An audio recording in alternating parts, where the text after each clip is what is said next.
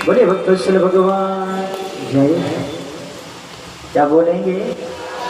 माता पिता का सम्मान करो। अगर माता पिता ने कभी जीवन में कुछ किया है तो सिर्फ तेरे लिए किया है। आज कलयुग में माँ बाप बट गए हैं, धन बटता है, मकान बटता है, दुकान बटती है। और अगर दो भाई हैं तो एक महीने में माँ अकेली बची, पिता का स्वर्गवास हो गया, तो एक महीने में भोजन कराने की बारी आई। दोनों भाई कहते हैं हम माँ को भी बांट के खिलाएंगे। 15 दिन बड़ा खिलाता है, 15 दिन तो माँ भी बटती है। एक माँ के दो बेटे 15-15 दिन के लिए बट गई। एक दिन दरवाजे पे बैठी बैठी रो रही है। संत ने पूछा माँ तुम्हें भूख लगी होगी इसलिए रो रही हो? हाँ गुरुदेव। क्यों रो रही हो? तुम्हारे तो 2 बेटे हैं। माँ ने कहा 2 बेटे हैं इसीलिए तो भूखी हूँ। क्यों? बोले 15-15 दिन के भोजन की व्यवस्था है, लेकिन जब जनवरी में 31 दिन का महीना आता है तो एक दिन मुझे भूखा रहना पड़ता है, कोई भोजन कराने वाला है। ये कलयुग की संतान है प्यारे। माँ बाप की जहां मर्जी हो मेरी बहन वहां विवाह करो। जहां माँ बाप चाहे वहां जाओ, तुम्हारा सम्मान रहेगा, तुम्हारा स्वागत बना रहेगा। तो इन कन्याओं ने अपनी मर्जी से भगवान को अपना अनुकूल पति माना और समर्पण कर दिया। भगवान 16,100 कन्याओं को लेकर के आए और भगवान ने बड़े सुंदर महल बनवाए और सबको सोने के महल में रख दिया।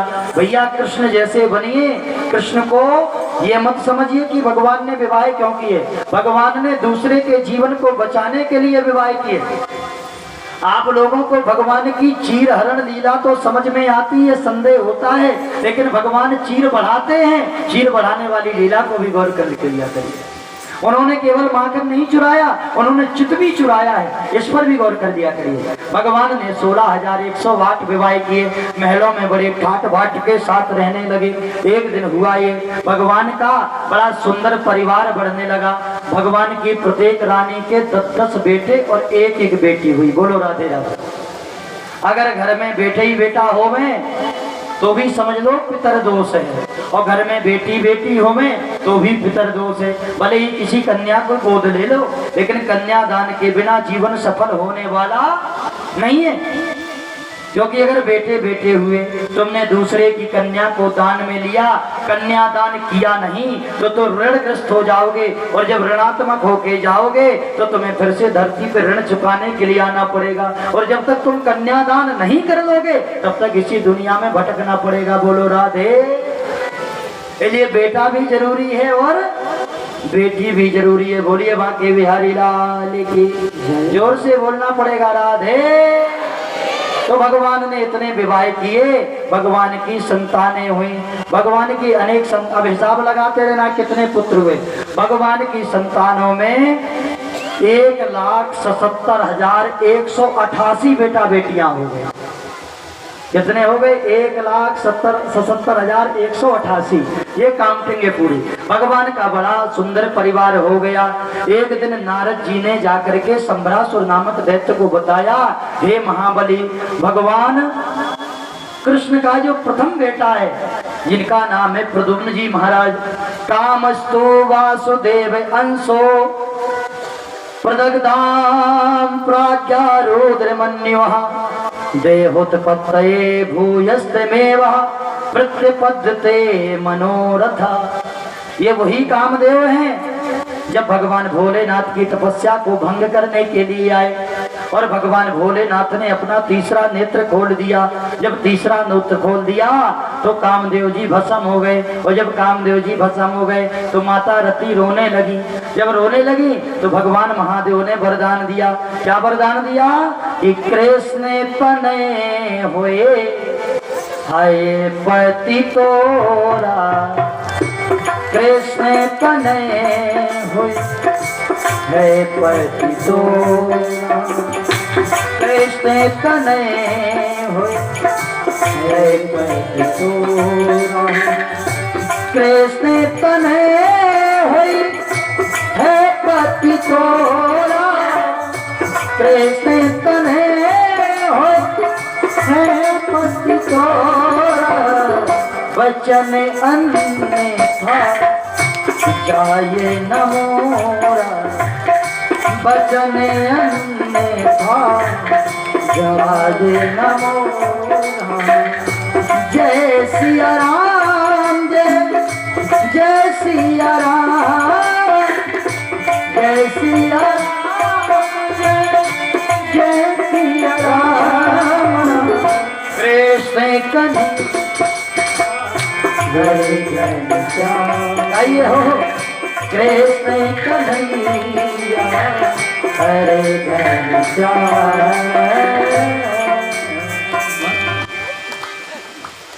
सम्रासुर नामक दैत्य ने उसी समय प्रद्युम्न जी का हरण कर लिया।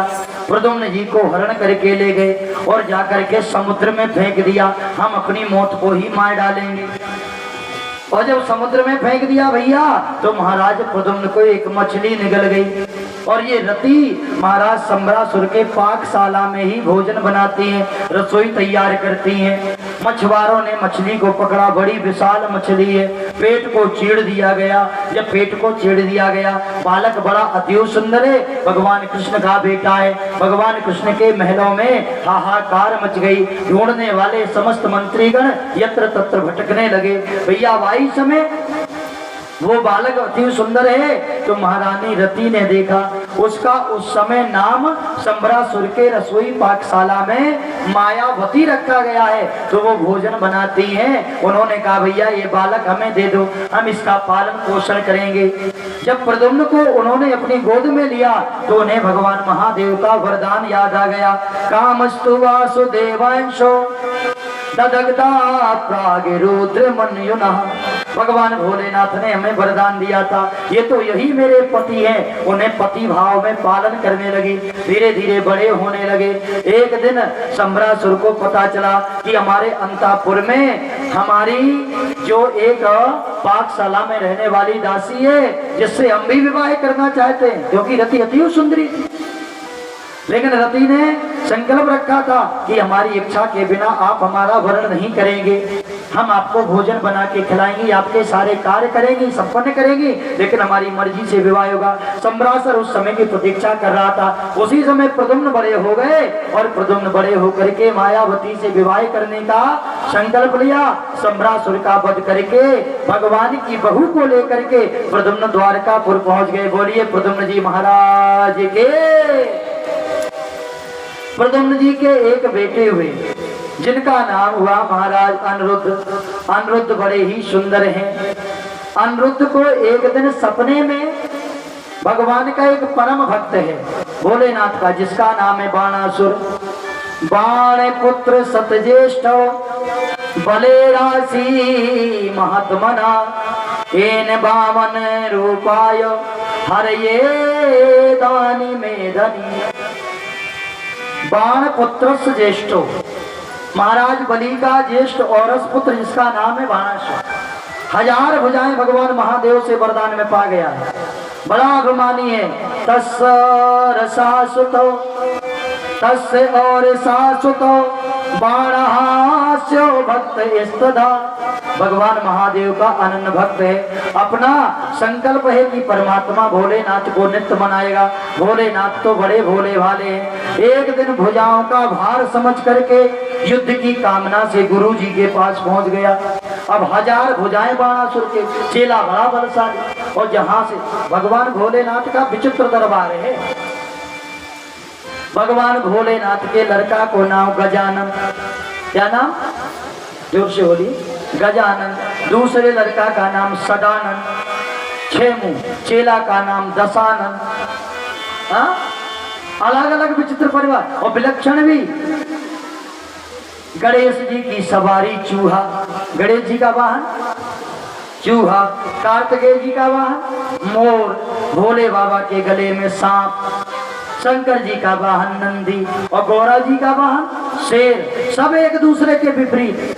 विपरीत परिस्थितियों में जो शांत रहे, सुमति रहे और सुख की आनंद की अनुभूति करे, ऐसे ही गृहस्थ को महादेव कहते हैं। बोलिए शंकर भगवान। बड़ी विलक्षण परिस्थितियां हैं लेकिन फिर भी भगवान शांत रहते हैं। भस्मी रमाए। बिठा लो भैया, इसको बिठा लो शांत। बोलो बाकी बिहारी लाल। तो एक दिन भोले बाबा के दरबार में बाणासुर पहुंचा। गुरुजी ये भुजाएं आप ले लो। शंकर जी बोले बेटा तू ही ने तो 1000 भुजाएं मांगी थी, तुझे लोग सहस्त्रा बाहु कहते हैं, महासुर कहते हैं। अरे मेरे चेले जैसा बलशाली कोई है भी तो नहीं। गुरुजी कोई लड़ने को नहीं मिलता, जो भी हमारे हाथ देखता है रण छोड़ के भाग जाता। गुरुजी बोले बेटा चिंता ना करो, कोई तो मिलेगा। बोले गुरुजी खुजली हाथन में अभय हो रही और लड़वे वालों कई युग बाद मिले तो का फायदा होवे।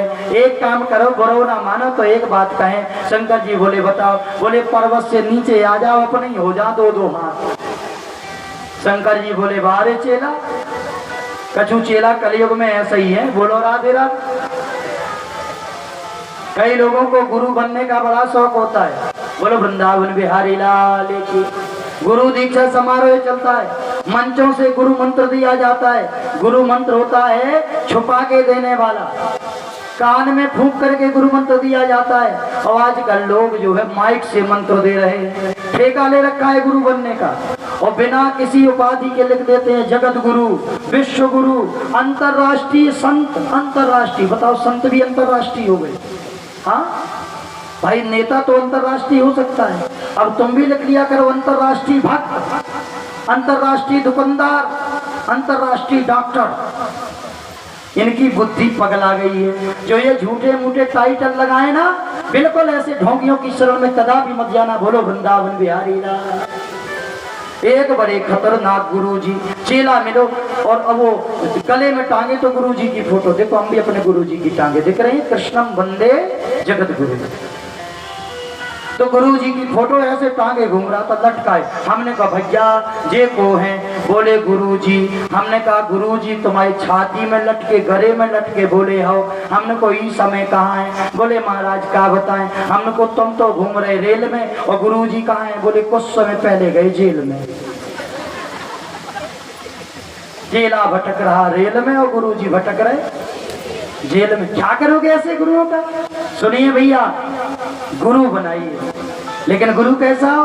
बंदो गुरु पद कंज, कृपा सिंध नर रूप हरि, महामोह तम पुंज, जासु वचन रवि करन कर।